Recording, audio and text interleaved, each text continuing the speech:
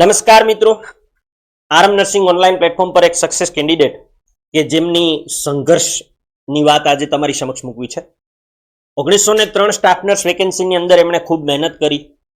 ઘણા બધા વિદ્યાર્થીઓ મહેનત કરતા હોય છે, પરંતુ આ કેન્ડિડેટમાંથી તમારે પણ ઘણું બધું શીખવાનું છે. 2014, 18, 21, 24 આ બધી પરીક્ષાઓ આપતા ઘરની જવાબદારીઓ નિભાવતા અને સાથે ક્લાસ પણ કરવાના, વાંચવાનું પણ રેગ્યુલર એવા ડિમ્પલબેન ઘેટિયાને વિનંતી કરું, પ્લીઝ પધારો, વેલકમ. કે એમણે જે તૈયારી કરી છે, આજે એમણે 1903 સરકારી સ્ટાફ નર્સની ભરતીમાં ધ્રોલ ખાતે પોતાને પોસ્ટિંગ મેળવ્યું છે અને એમને આનંદ વ્યક્ત કરવા માટે પધારે છે. સૌથી પહેલા તો આપને ખૂબ ખૂબ અભિનંદન બેન. Thank you sir. મિત્રો, ઘરની જવાબદારીઓ સાથે સાથે પ્રાઇવેટ જોબ અને ક્લાસીસ કરતા રેગ્યુલર ટેસ્ટનું વાંચન કરવું, હોમવર્ક કરવું અને અંતે સફળ થવું, આ સંઘર્ષમાંથી તમારે એ શીખવાનું છે. ઘણાને એવું હોય હું તો જોબ કરું છું ને મારી પાસે ઘરની, આમાંથી કશું જો ન હોય તમારી પાસે તો તમે આરામથી એક્ઝામને ક્રેક કરી શકો છો. તો સૌથી પહેલા એમના મુખેથી એમની થોડી સંઘર્ષની વાત સાંભળીએ. કઈ રીતે તમારી તૈયારીઓ આ ત્રણ વચ્ચે ચાલતી, જવાબદારી, ક્લાસ અને પ્રાઇવેટ જોબ વચ્ચે? Good evening all of you. Ghetiya Dimple. મેં 2014માં એક્ઝામ આપેલી, 2016માં 1 માર્ક્સના વેઇટિંગ માટે રહી ગયેલી, 2021ના વેઇટિંગ લિસ્ટમાં આવીને રહી ગયેલી અને આ લાસ્ટ મારી ટ્રાય હતી 2024માં.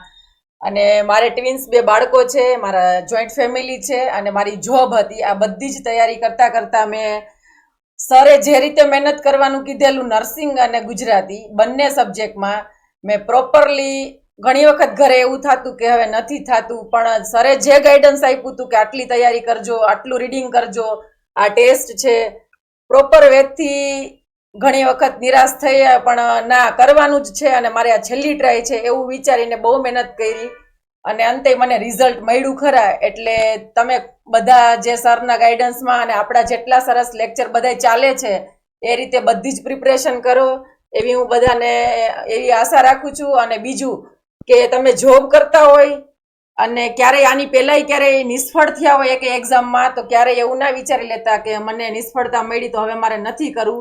કારણ કે મારા 3 4 એક્ઝામના આવા 1 માર્ક્સના વેઇટિંગમાં અને વેઇટિંગ લિસ્ટમાં આવી ગયા પછી નથી ઓર્ડર આવ્યો, છતાંય મેં આ વખતે એવું વિચાર્યું હતું કે મારે હજી એકવાર એક્ઝામ આપવી જોઈએ અને મહેનત કરવી જોઈએ, તો હું સક્સેસ થઈ છું. તો હું પણ બધા પાસે આશા રાખું કે તમે લોકો પણ મહેનત તમારી કન્ટિન્યુ રાખો અને તમે પણ સક્સેસ થાઓ. વાહ, ખૂબ ખૂબ અભિનંદન. ખાસ કરીને જ્યારે ટેસ્ટ ચાલતી ને કોઈ પણ ક્લાસની અંદર, કે ડેઇલી ટેસ્ટ હોય કે વીકલી ટેસ્ટ હોય, એમાં એકાદ માર્ક્સમાં પણ ક્યાંક ખોટો પડે પ્રશ્ન, એનો 2-3 પ્રશ્ન ખોટા પડે તો તરત જ જે તે ફેકલ્ટીનો સંપર્ક કરે, પૂછે. એટલી સરળતાથી સહજતાથી પ્રશ્ન પૂછે કે સર આમાં શું ભૂલ છે, મારી ક્યાં ભૂલ છે. ઘણીવાર તો આપણે એવું કહેતા હોય કે આ કદાચ માર્ક્સ તમને મળવા પાત્ર છે, તો કે સર એ જરૂરી નથી, પણ મારે આની અંદર એ જોવું છે કે પ્રશ્નનો જવાબ શું છે. એક માર્ક્સની ભૂલ એમને હંમેશા ખૂંચતી રહેતી, એક્ઝામ વખતે, ટેસ્ટ વખતે, પેપર વખતે, લેટ થાય ત્યારે પણ. તો આવી સતર્કતા સાથે એમણે તૈયારી કરેલી છે અને ભૂતકાળમાં માત્ર 0.5ના કારણે નોકરીમાં મેરિટમાં નામ નથી, વેઇટલિસ્ટમાં નામ હતું. આઈ થિંક 18મું નામ કે 15મું નામ, અને એ વખતે ટોટલ 58 પોસ્ટ, 58 નામ વેઇટિંગમાં ખુલ્યા અને ઈડબ્લ્યુએસ કેટેગરીમાં 8 કેન્ડિડેટને ભર્યા. તો ત્યારે પણ વેઇટિંગમાં પણ માત્ર 5-7 સીટથી જ બેન પાછળ રહી જાય છે, છતાં હિંમત હાર્યા વગર એને ફરી તૈયારી કરી છે. એટલે હંમેશા જ્યારે આવા કેન્ડિડેટ સફળ થાય ને ત્યારે અમને પણ એવા શેર બહુ યાદ આવતા હોય કે ઘાયલ તો યહાં હરેક પરિંદા હૈ મગર ફિર સે ઉઠ સકા વહી જિંદા હૈ. જ્યારે નિષ્ફળતા આવે ને ત્યારે ડિમ્પલબેનમાંથી શીખો કે વારંવાર તૈયારી કરવી, ક્યાં ભૂલ છે એ શોધો.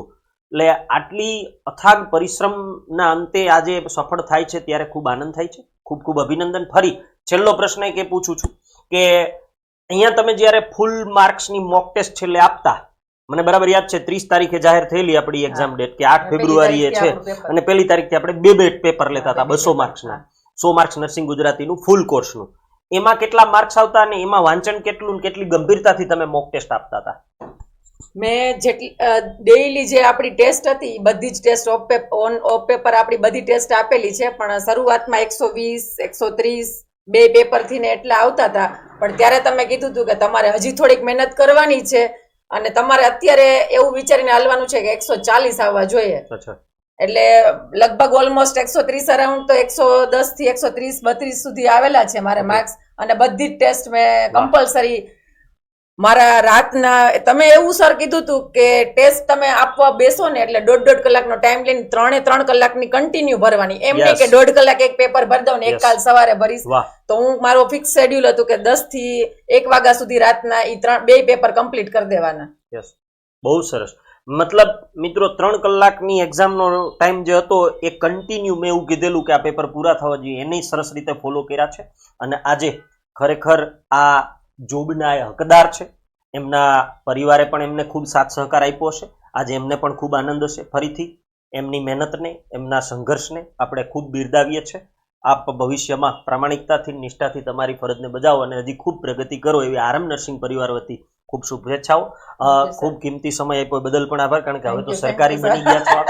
સો ખૂબ ખૂબ અભિનંદન. Thank you so much. ફરી વિધિ મેમ તમારો પણ આભાર, વચ્ચે લેક્ચરમાં ટાઈમ આપ્યો બદલ ખૂબ ખૂબ આભાર. Thank you so much. ધન્યવાદ. અમદાવાદ.